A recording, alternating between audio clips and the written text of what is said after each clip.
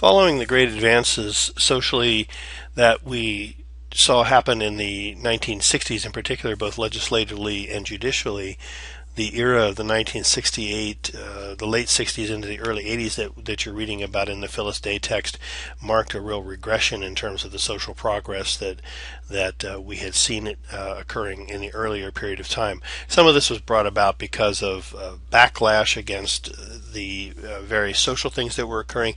If you read the initial slide that I had put this week, it kind of just puts this all in context because, for instance, the 1960s was just an era not only in terms of social progress but in many other ways of great momentous change in our culture, and the movement and the changes that were occurring seemed to cause many people that were more closely associated with the status quo in particular to really tire of change and the demands being placed on change in society. And so I think in large part this explains some of the regression during this period of time, as well as the fact that there were some pretty serious economic problems that were going on during this era. And as we had studied early in the semester, when money tightens up in an economy, so does the support for funding of social welfare programs and the feelings that individuals in society have for the recipients of social welfare. And so this period of time really saw some major cutbacks in the programs for some of the most vulnerable groups in our society. The median income during this period of time rose at first and then fell, but wound up about the same as it was at the beginning of the period of time. And although this gap between the very rich and the very poor grew, rising prices and rising unemployment really affected a lot of people. Again, those people that are the most vulnerable always in terms of economic problems are those who are at the bottom end of the socioeconomic ladder, and those are the ones that tend to suffer the most, although everybody in society may be unhappy about this. There was a phrase being thrown about economically during this period of time. I think it was called stagflation, which suggested a combination of stagnation and economic growth with inflation, which increase in prices. And this resulted in some governmental interventions, in fact, in the market during the Nixon administration.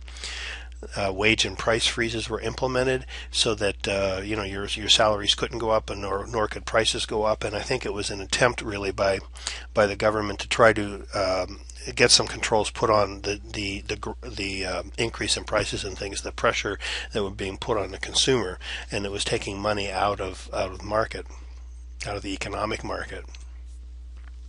We went through 3 different administrations during this period of time, Richard Nixon being voted in 1968 on a law and order platform, and Gerald Ford assuming the presidency when Nixon resigned 5 years later in some disgrace. When Jimmy Carter was elected in 1976, there really was some hope of sort of a new brand of leadership and administration, not unlike the kind of hope that we witnessed in the last presidential election and when Barack Obama was elected in 2008. Carter was this really was somebody who we hadn't heard of much before 1976. Was a small state. Well, Georgia was, economically speaking at the time, was still a relatively small state, and from the south, a southern governor. He may have only served one term as governor in Florida, and perhaps was a nuclear engineer who had a career in the Navy, as I recall, and a peanut farmer. And as one of the newscasters that the Democratic National Convention mentioned, in fact, that he was the first presidential candidate since somewhere in the mid-1800s, I believe, to actually have hair touching the top of his ears. And for whatever reason, they thought there might be some significance to that. But Carter, unlike in the Nixon administration in particular, where there was still a lot of pomp and circumstance around the presidency, it was referred to as the imperial presidency during the Nixon administration, and perhaps Carter was a president who insisted upon carrying his own suit bags when he would get off the airplane, and that type of kind of affectation to kind of present to the nation that he was just one of us. And a lot of people, very young people in particular, were really quite excited by what appeared to be his genuine interest in reforming government and in making it more responsive to human need. It's interesting that despite the fact that Carter was very focused upon human rights and civil rights and was really very sensitive to that, it didn't appear as though his administration did much to address the needs of the poor. As I mentioned, there really was a new emphasis on law and order, in large part growing in our society against the backdrop of all the demonstrations and riots and the social change that was occurring during a period of time.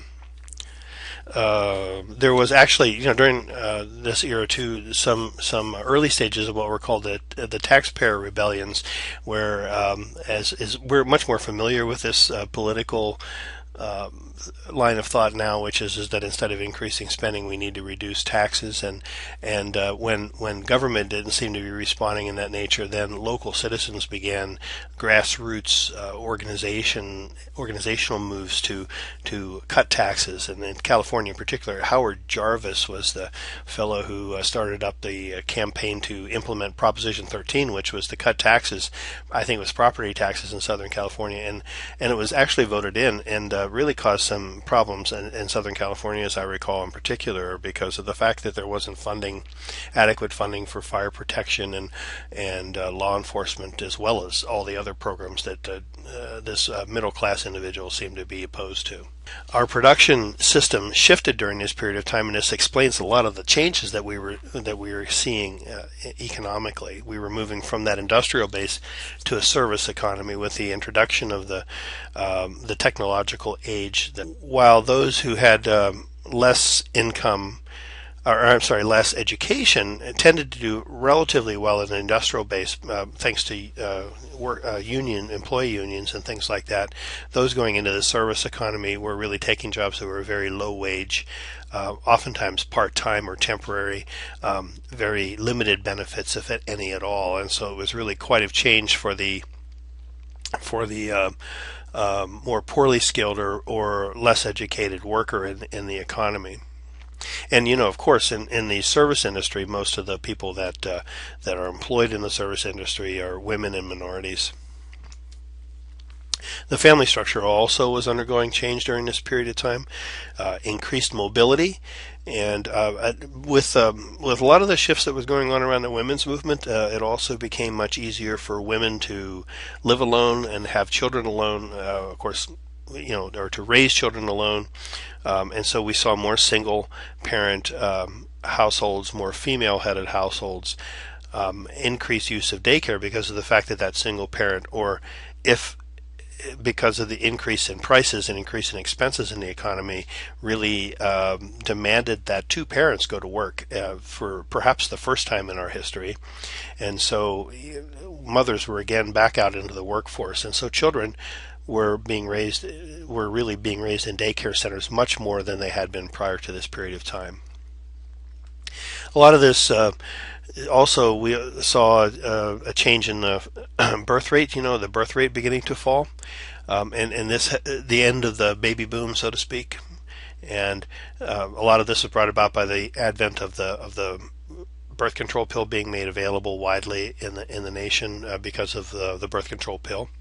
And well, I could spend an hour or two talking about the changes that occurred in our culture because of the introduction of the pill and how that fundamentally changed the relationships between men and women. And we are still in the midst of those changes, in fact. And so we really saw the opening stages of those changes during this period of time. Life expectancy also increased, and so with people living longer and that type of thing, the dependency ratio, that is the rate of persons contributing to the economy versus those who were depending upon the system, increased quite a bit. Just one more thing about that, of course, with the falling birth rate, that means less children, and so on the other hand, that would seem to affect the dependency ratio, because children are the other big group in the as far as those depending upon the system that aren't contributing to it. It would seem that the dependency ratio might fall, but apparently the increase in life expectancy balanced that out more than enough. Today, however, There are fewer, the children who are being born during this era are now in the workforce, and there are fewer people in the workforce contributing to the economy because of the falling birth rates, thanks to the birth control pill and different cultural definitions of what's acceptable for women and for families. And so some of the stress that is at least said to be on the Social Security system because of the fact that there aren't as many people contributing to it, and more people drawing from it as the baby boomers retire, some of those stresses on the Social Security system can be traced back to this era when the birth rate fell. And it's continued to be lower. During the Johnson administration, at the end of the previous period that we had studied, Lyndon Johnson commissioned a group of experts to look at the income maintenance programs and to provide a report to the White House. And it seems that this report was completed and handed over just as Johnson was leaving office, and Richard Nixon was coming into power. And so unfortunately, this commission's report really was never acted upon much, but the report indicated, among other things, one of the conclusions of it is that our economic and social structure virtually guarantees poverty for millions of Americans. Unemployment and underemployment are basic facts of American life.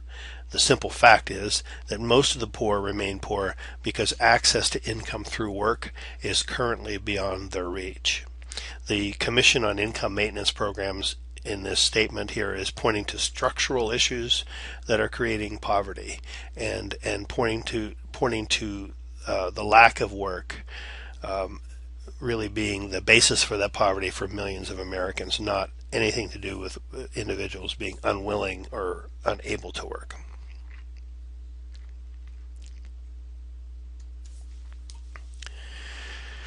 There were some changes in the social welfare system during this period of time. For instance, Social Security benefits saw some changes. This was the period of time when the old aid to the blind, aid to the disabled, and old age assistance programs were federalized. Now, these were the programs. This is one part of the Social Security Act. Remember the federal to state categorical assistance category. These are the individuals who had not contributed, who were disabled or unable to work for one reason or another, and had not contributed to the Social Security system. And so there was basic payments made to those individuals if they had no income themselves, to assure that they had some money to live on. This was sort of the most basic of welfare payments under the Social Security Act. From state to state, the states set their own rates for these programs, and so from state to state, say for instance an elderly person who did not have a retirement account might not make much money or get much money in Mississippi, let's say, because the rate of payment was very low, might get more in New York because the payments were higher there. So from state to state it would vary, and the federal government implemented what was called supplemental security income, or SSI, to make up the difference, so that if Mississippi was not paying individuals enough to meet basic needs, the SSI payment was added to their state check for the old age or for the disabled or the blind, that would raise them to that basic minimum level. And it was actually something of an attempt of the federal government to, for the first time, really have a guaranteed minimum income in the United States, although that minimum income was extremely meager as far as income goes. Eventually, the old age assistance, aid to the blind, and aid to the disabled programs disappeared from the states as the last individuals who had not been able to participate in the Social Security system died off. And so what was left of this was kind of taken and called the SSI program. And so now aid to children, for instance, who are disabled, or aid to individuals who have not contributed long enough into the Social Security system to qualify for Social Security disability, can draw SSI disability if, of course, their disability is demonstrated to satisfy the Social Security Administration, and get a federal check every month to give them a means to live. But there continued to be an increase in negativism towards the unworthy poor who were receiving AFDC most of all. Not surprising given the backlash concerning some of the other things that were going on in the economy. Another significant thing in 1972, Congress added the cost of living increases, COLAs they're called here, cost of living increases, or cost of living allowances, I think is actually the proper term for that, to Social Security benefits. So now annually Social Security benefits can be adjusted to reflect increases in the cost of living if they occur. Remember that most of the people who receive Social Security are on a fixed income, and so those cost of living allowances are really very critical for them on a month-to-month basis.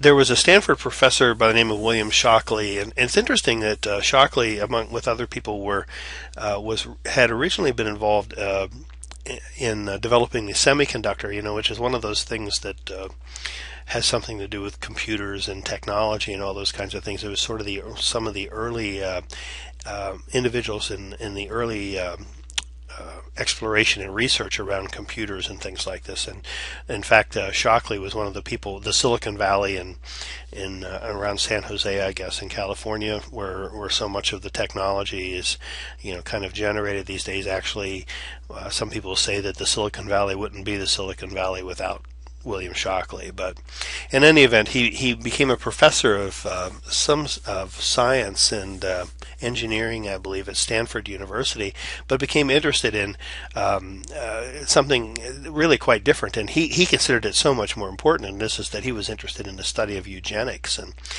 remember back to the early 1900s, we talked about eugenics. So that is the science of what can be done to improve the quality of the human being, so to speak. What can we do to make human beings stronger and better as a species? And so he became very interested in the interplay of race, intelligence, and eugenics, indicating, for instance, noticing that individuals from minority families oftentimes had lower IQs. Now, if you know anything about the IQ testing and the whole controversy around that, you realize that had something to do with the fact that the questions were really written by, and thus written for middle class white children and upper class white children, and really were not culturally sensitive, or nor did they ask the kinds of questions that individuals growing up in poorer families would have an even chance of being able to answer properly. And so the lower IQs really had something to do with how the tests were structured. But in any event, I think we weren't yet aware of that in this period of time, and so Shockley's looking at lower IQs. We might have been aware of it, but Shockley wasn't paying attention to it if he was. Lower IQs, and also the fact that there were a higher reproduction rate among individuals in many minority populations, in large part at that time in particular because there was not equal access to information, much less the mechanics of birth control. It just wasn't as readily available as it was for the rest of the population. And he was concerned that the higher rate of reproduction among what he called the less intelligent would result in a drop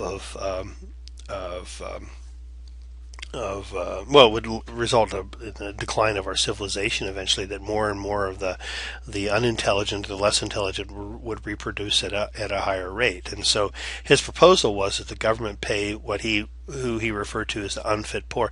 I don't know if he referred, but he wanted the government to pay for the eugenic sterilization of those poor persons who were dependent upon the system, and would give those individuals 1,000 points for each point of IQ they had below 100. 100 is average intelligence, so if you had an individual borderline intelligence, as far as where the dividing line is generally considered to be between developmental delays, or what we used to call retardation, and normal intelligence is 70. It's the floor of what is considered to be normal intelligence. And so if you have individuals then with IQs, say, of 70, that person would be paid $30,000 under this plan to be sterilized.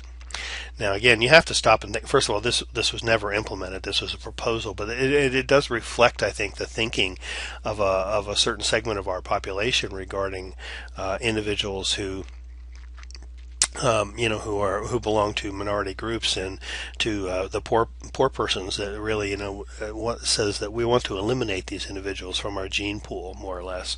And Shockley himself, I think, donated some of his sperm to. He was, if I'm not mistaken, he was a Nobel Prize winner in physics, I believe, or some sort of science field, and he contributed to a bank of sperm donors among from Nobel Prize winners or something like this. So he really kind of thought that he was somebody who ought to be recreated, apparently.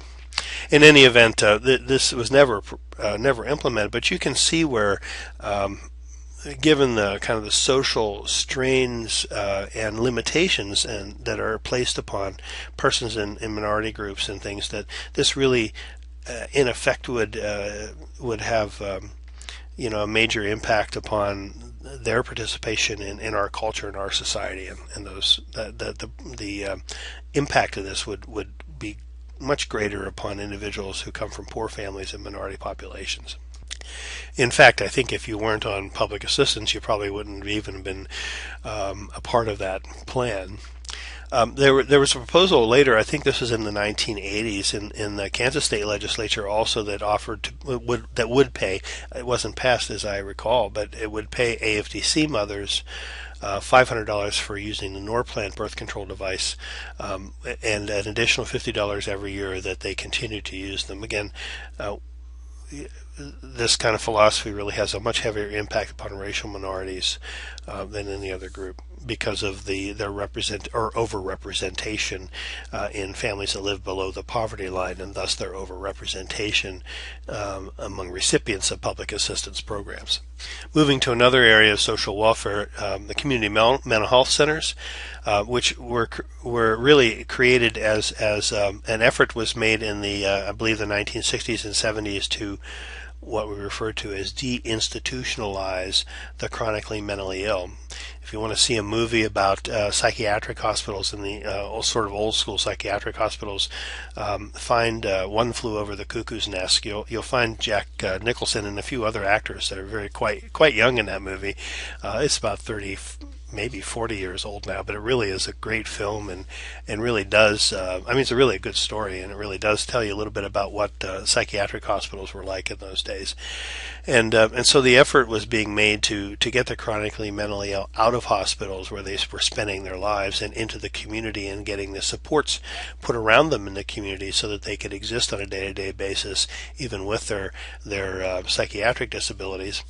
And so the community mental health center concept was developed that would put professionals working in communities and provide wraparound services for those mentally ill individuals, so that they could function on a day-to-day basis. Do their own grocery shopping and perhaps live independently in an apartment, whether it be supervised or just have people dropping in from time to time. Out of the hospitals, into the communities, much more normal life, and better for everybody, it was thought. So that's where the community mental health center concept came from.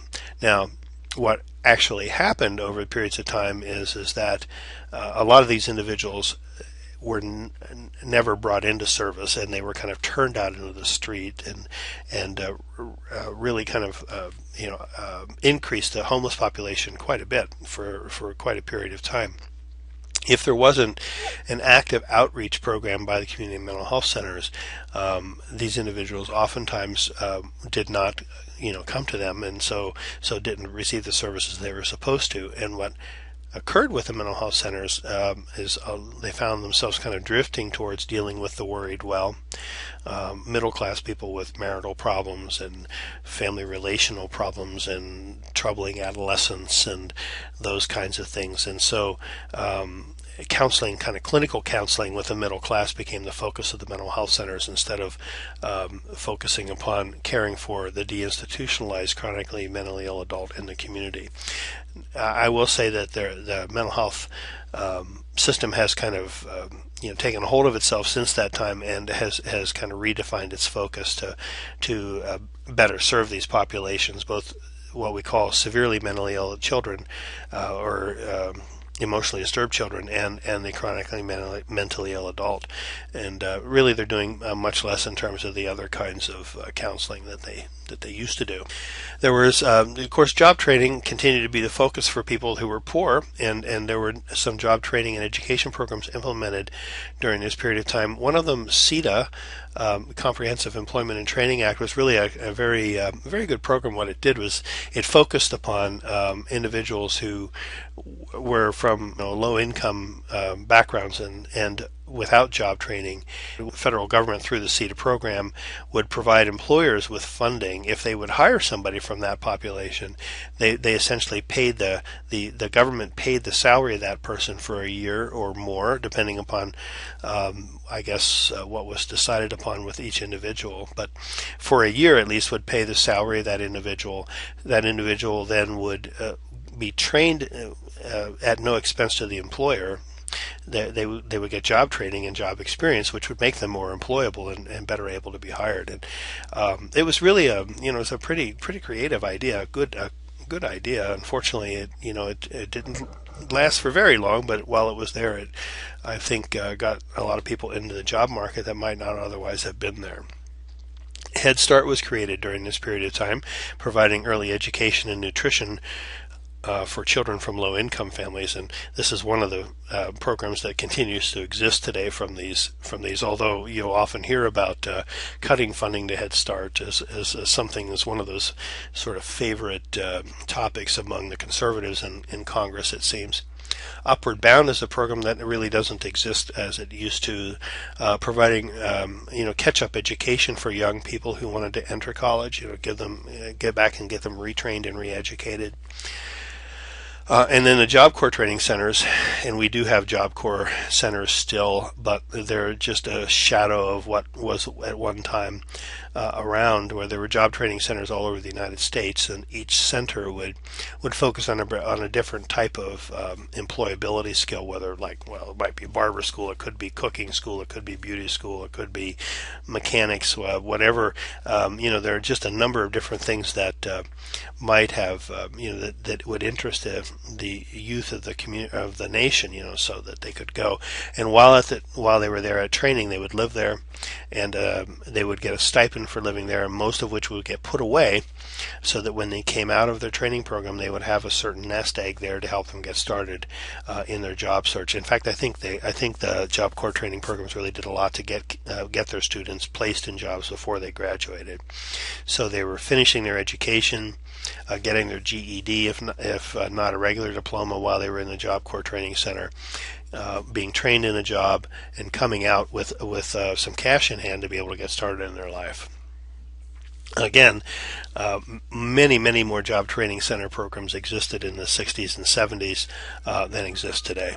As far as some of our specific populations, take a look at African Americans first of all, and take a moment, if you would, to take a look at this poster that I found from this era, because one of the big topics was busing of students to achieve racial integration. If you remember Brown versus Topeka in 1954, and then a subsequent ruling in 55 from the court, really insisted that schools be integrated and pressed the government to desegregate schools.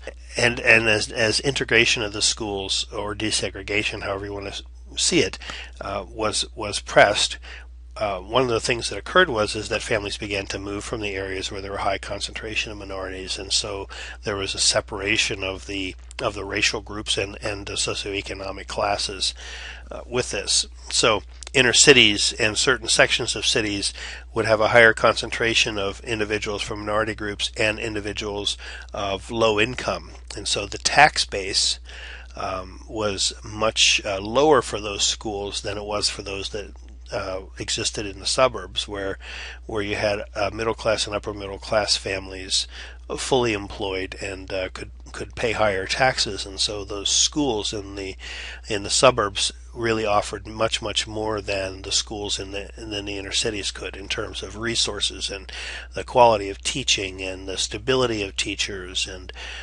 the maintenance of the facilities themselves and so on. And so, in effect, the communities were segregating themselves, which certainly was the opposite of the intent of the changes in the Supreme Court rulings, that the changes that they insisted upon. And so there were laws being implemented then, and the courts were supporting this, that required the busing of students to achieve racial balance in schools, so that blacks and Hispanics and other minority groups who were in the inner cities would be bused out to the white suburbs to attend school, and at the same time, students from a certain particular group of students from the white suburbs would be bused into the inner city schools in order to achieve a racial balance. Well, of course, you wouldn't be surprised to find that individuals in the white middle class in particular had quite a bit of an issue with this, and so busing became a highly controversial topic during this period of time, and there was some renewed racial violence around racial issues and things that occurred in the 70s and into the 80s about busing, and you can see some of the terrible things that I think people were kind of pushing forward as what would happen with busing and things like that, and cannibalism, for heaven's sakes. But this did reflect that although the laws were changing, enforcement of the laws were a whole different thing, and so this created a lot of frustration among the individuals, the minority populations and oppressed populations that were anticipating some change because of the legislative and judicial rulings of the 1960s. African Americans were to a certain extent catching up in education, but still tended to be treated the same in the job market. So really weren't faring much better in terms of economics. Native Americans, there increased problems with unemployment, alcoholism, and poverty.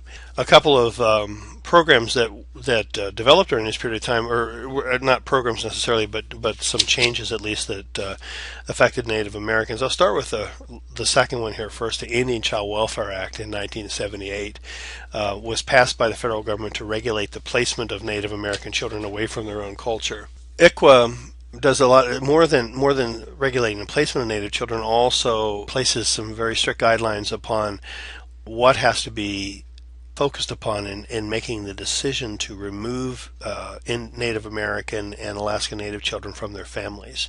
And this is intended to work against the trend that had occurred, I think, in really in our history, of the dominant culture overrunning and ultimately eliminating the Native American culture as it expanded across the United States. And so white social workers going into Native American homes, for instance, and using white middle class values to pass judgments upon lifestyles involving poor people on reservations, and not really understanding the culture of those individuals and making those decisions. And so ICWA is intended to balance and to work against that from happening. ICWA is a very interesting law, and we really, of course, have to deal with it quite a bit in the child protection field in Alaska, because we have a rather high Native Alaskan population here, and it's a law not only protects the removal of Indian children, but also where those children are placed, and Alaska Native children, where they're placed once they are removed from the family. And so it's intended to encourage the children's ability to continue to connect to their own culture into their adulthood. The Alaska Native Claims Settlement Act, ANCSA, was also implemented during the Nixon administration to compensate Alaska Natives for the loss of land to the federal government in Alaska. ANCSA, as a result of the Alaska Native Claims Settlement Act, the 13 regional Native corporations were established, and they administer the funds that came from the federal government that was to compensate the natives. And so this was considered to be sort of a model program, more or less, rather than just the federal government saying, here, go settle and homestead in Kansas, and without any kind of consideration to the native populations that are already living there. This was intended to basically provide actual compensation to the natives as the federal government began to develop lands in Alaska. But make no mistake, the trend has been and continues to be that Native Americans and Alaska Natives really are forced to assimilate American culture if they're to get along and to participate in the benefits of this culture. Women also saw a few developments as far as their causes are concerned.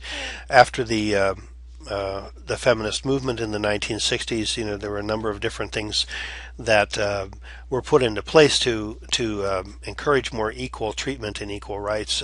And one of them was a push around the United States to have an amendment to the Constitution that guaranteed equal rights to women. It was called the Equal Rights Amendment, and this was really the focus of the women's movement politically for a number of years in the United States. If you know about constitutional amendments, I mean, Congress passes the amendment and then it goes out to the states, and each state, a certain percentage of state legislatures have to also agree to or sign on to that change to the Constitution within a certain amount of time. The Equal Rights Amendment (ERA), as it was referred to, never did get the number of states it needed to actually make it a part of the Constitution. A lot of the arguments were that women already had equal rights and that there wasn't necessary to have an amendment that gave it to them. And why the resistance is not real clear to me, but nonetheless. It never did pass enough state legislatures, and it died because of the time that was allotted for it to be added to the Constitution expired. We already talked about Roe versus Wade. It was the decision in 1973 where the Supreme Court ruled that women have a right to seek abortion. And as I mentioned earlier to you, keep an eye on this. In the next decade or so, we have a very conservative Supreme Court, and it is very, very possible that this decision will be brought back and reconsidered. There already have been some changes and exceptions made for Roe v. Wade around the nation, but essentially, the woman's right to seek abortion continues to be in place around the United States. So, with the equal rights ERA and the Roe versus Wade, the abortion rights movements kind of bringing about changes and a challenge to the status quo, what we referred to as the new right in those days, or the moral majority was what I think what they called themselves, really began to kind of form in reaction to this, and this new right espoused traditional American values, those values that Day indicates, like patriarchy and marriage and family and heterosexism, and really challenged individuals who did not fully live the values of those particular areas. And so this during this period of time, the moral majority of the new right really wasn't that much into the mainstream. But with the election of Ronald Reagan in 1980, they were very politically active, and really for the first time we saw the presidency impacted by, well, perhaps not the first time, but certainly the first time for this particular philosophy. It's the first time that they really had a major hand in electing a presidency and a major hand in, I think, influencing the way the presidency approached certain topics.